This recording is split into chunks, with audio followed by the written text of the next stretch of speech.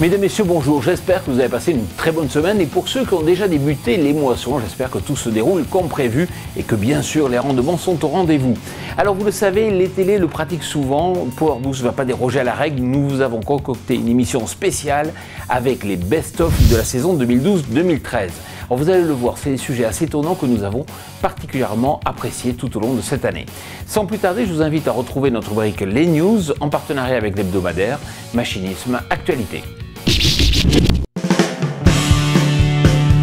La nouvelle tronçonneuse thermique PS6145 est pourvue d'un système novateur SAS qui réduit jusqu'à 20% la consommation d'essence et produit moins d'émissions polluantes.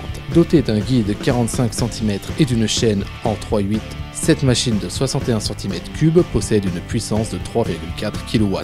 De plus, sa fonction Easy Start réduit l'effort au démarrage et est couplée à la technologie MPI, facilitant le lancement à 300 tours par minute. Le filtre air haute densité assure une filtration performante et maximise la durée de vie du moteur. Enfin, un mode été-hiver permet d'adapter l'utilisation aux conditions météorologiques. Pour commencer, un teaser venu tout droit d'Allemagne pour attirer les jeunes à venir travailler dans le secteur des agroéquipements, en l'occurrence chez John Deere. Alors vous allez voir, ce clip fait appel à l'humour et à la sortie d'une boîte de nuit en Allemagne, mieux vaut avoir un tracteur 8R plutôt qu'une belle italienne.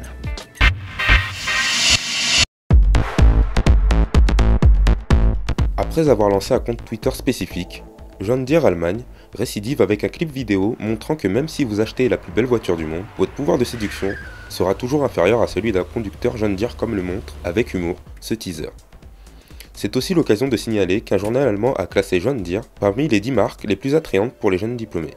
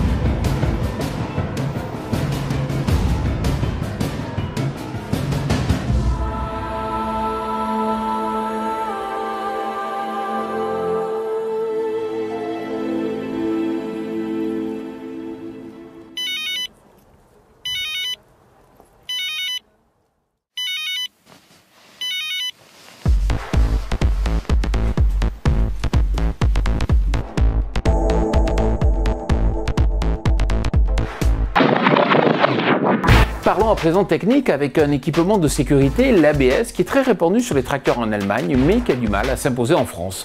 On vous explique pourquoi.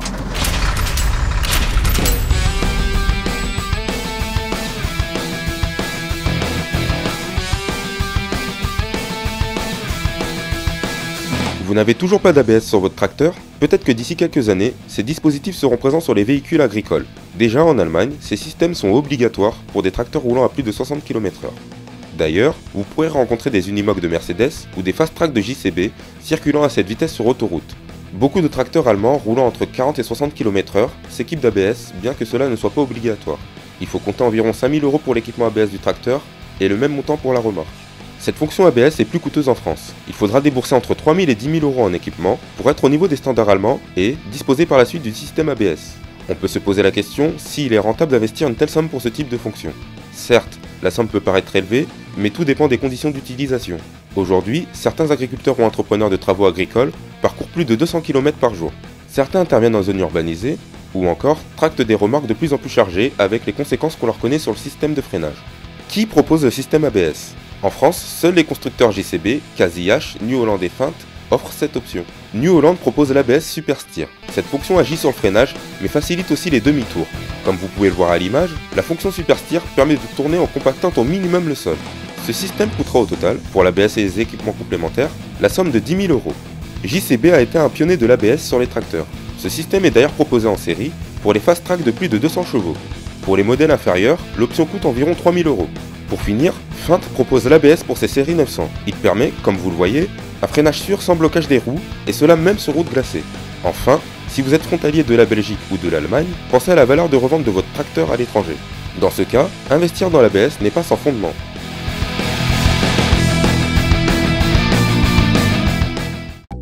Attention, on n'est plus dans le domaine de la science-fiction, on est dans le domaine du futur proche. Effectivement, on devrait voir se développer dans quelques années des machines capables de marcher quand rouler devient impossible, comme par exemple dans une forêt ou en montagne. Image. Ce n'est peut-être pas pour demain, mais imaginez dans 5 ans des robots tout-terrain conçus pour assister diverses manœuvres de l'homme sur des terrains difficiles. C'est ce qu'on appelle les walking machines.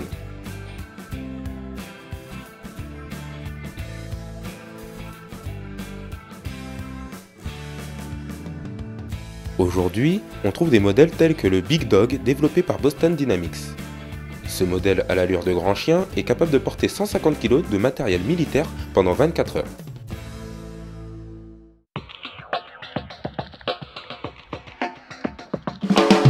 C'est le jeu fétiche de Power Boost et vous êtes de plus en plus nombreux à y participer. C'est le Tractor Blind Test. Alors vous vous souvenez, la semaine dernière, vous avez écouté ça.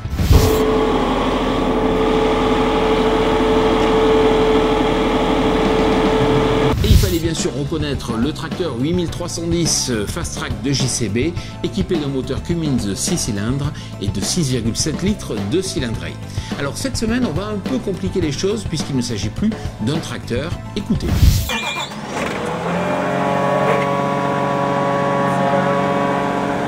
Vous avez reconnu? C'est très simple, vous allez sur notre page Facebook et puis vous répondez en indiquant à la fois de quel type de matériel il s'agit et si possible bien sûr de la marque. Vous allez à présent découvrir ou peut-être redécouvrir une enquête Power Boost qui a eu beaucoup de retombées car elle a permis de mieux partager les informations sur les vols de tracteurs en France. En effet, peut-être vous savez qu'il existe des gangs très bien organisés qui volent les tracteurs en France et qui les écoulent sur le marché roumain. Il faut savoir que les butins s'expriment en centaines de milliers d'euros alors que les risques judiciaires sont plutôt limités. Reportage. Lot-et-Garonne, Tarn, Aveyron ou encore Gers, dans de nombreux départements, des concessions John Deere sont victimes depuis quelques mois de vols de tracteurs. Câbles téléphoniques sectionnés, protection vidéo inactivée, les voleurs agissent avec professionnalisme, allant même jusqu'à allumer un feu dans une déchetterie afin de détourner l'attention des policiers. Fin avril, un nouveau cas défraye la chronique, mais cette fois à Fismes, près de Reims. De gros tracteurs sont volés dans la concession PM Pro située juste à côté de la gendarmerie. Eh bien, écoutez, dans la nuit du 26 au 27 avril dernier, on a constaté le vol de 2 tracteurs, un 6170 comme on en voit un là, et un 7830 qui lui était d'occasion. Comment ils ont fait? Écoutez, ils ont tout simplement découpé le grillage, ils l'ont ouvert, ils ont pris soin, ils ont démarré les tracteurs qui sont partis avec, ils ont pris soin de le refermer. On suppose que le camion devait attendre un petit peu plus loin parce que là où ils sont passés, il n'y avait pas d'accès pour un camion, et puis derrière, on ne sait plus rien. La seule chose qu'on sait, c'est qu'on a perdu le tracteur. Un travail de pro qui rapporte une coquette somme, mais qui, pour le concessionnaire, risque de se solder par une augmentation importante de sa franchise d'assurance.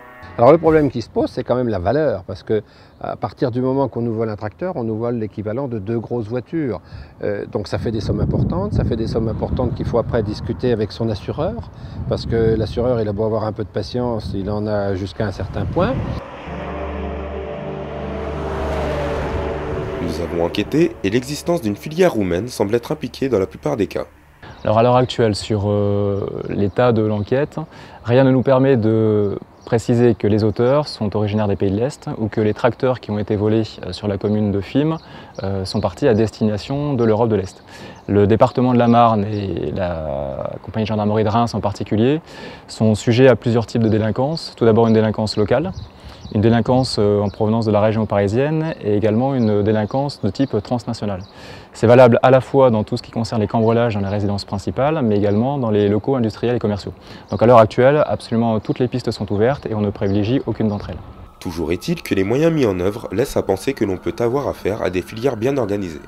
On a un grillage qui a été coupé, des tracteurs qui ont été volés et manifestement on peut supposer qu'on a une organisation derrière pour les faire disparaître. À l'heure actuelle, on n'a pas forcément suffisamment d'éléments pour définir qu'il s'agit d'une bande organisée, mais c'est effectivement une hypothèse de travail. Concernant les moyens qui ont été engagés dans le cadre de l'enquête, ce sont les moyens de la compagnie gendarmerie de Reims, avec notamment une unité de recherche, mais également nous avons sollicité d'autres services qui ont été confrontés à des faits qui peuvent être similaires, donc de niveau national, et également nous avons sollicité les services de police et de coopération transfrontalière. Ce qui est impressionnant, c'est le professionnalisme des voleurs, leur rapidité d'action, leur capacité à choisir des modèles récents et à ne pas prendre bien souvent que les tracteurs qui ne sont pas volontairement mis en panne par le concessionnaire. Alors sur la commune de Fismes, on a affaire à des individus qui sont passés le long d'un grillage. Le grillage se trouve en bordure de Nationale, donc la Nationale 31, qui est une route particulièrement passagère, fréquentée par beaucoup de transporteurs routiers. Et juste à proximité de la concession sont positionnés des parkings sur lesquels très régulièrement on y voit des poids lourds. Donc si l'on suppose que les tracteurs sont partis sur un plateau ou sur un camion de type porte-char, ça peut passer totalement inaperçu. Et même si des gens de passage ou des routiers passent à proximité, ils peuvent ne s'apercevoir de rien et ça peut leur paraître totalement cohérent de trouver ce type de camion sur la proximité de la concession. Concernant les tracteurs, ce sont des tracteurs qui manifestement peuvent être démarrés assez rapidement. Donc entre le moment où on coupe le grillage, le moment où on traverse le grillage et on monte sur le porte-char, si tant est qu'il y a eu un porte-char, on peut imaginer que ça peut se dérouler en quelques dizaines de minutes. Jusqu'à présent, ces vols réalisés dans la nuit du vendredi au samedi ont porté atteinte aux biens mais jamais aux personnes. On peut s'interroger sur ce qui pourrait se passer si la bande de malfaiteurs était surpris au cours d'un vol. Il se pose également la question du recel des tracteurs à l'étranger. Nous avons pu contacter un Français vivant en Roumanie qui nous parle de l'émergence d'un marché parallèle. Nous n'avons pas de connaissances particulières sur les réseaux et sur le mode opératoire, mais il est clair qu'il y a des clients peu scrupuleux qui sont intéressés pour faire l'acquisition de matériel de qualité à des prix bien inférieurs à ce qu'ils devraient le payer normalement. Et il y a des régions un peu retirées où les notables ne se gênent pas pour acquérir ce type de matériel. Il n'est pas rare de trouver dans les fermes, pas spécialement reculées d'ailleurs, mais que possèdent des notables, des gens influents, des matériels volés. Pour finir, nous venons juste d'apprendre en cours de montage de ce reportage que les 2 tracteurs volés à Fismes viennent d'être retrouvés en Hongrie le jeudi 16 mai, grâce à un bon échange d'informations entre la gendarmerie de Reims et les autorités hongroises. J'espère que vous avez passé de très bons moments en revoyant ces temps forts de la saison 2012-2013 de l'émission Power Boost. Je vous retrouve bien sûr la semaine prochaine, mais d'ici là, je vous souhaite bien sûr d'excellentes moissons, de passer de très bons moments aux commandes de vos tracteurs, de vos moissonneuses-batteuses et de profiter de ces moments de nature exceptionnelle lors des moissons. Très bonne semaine.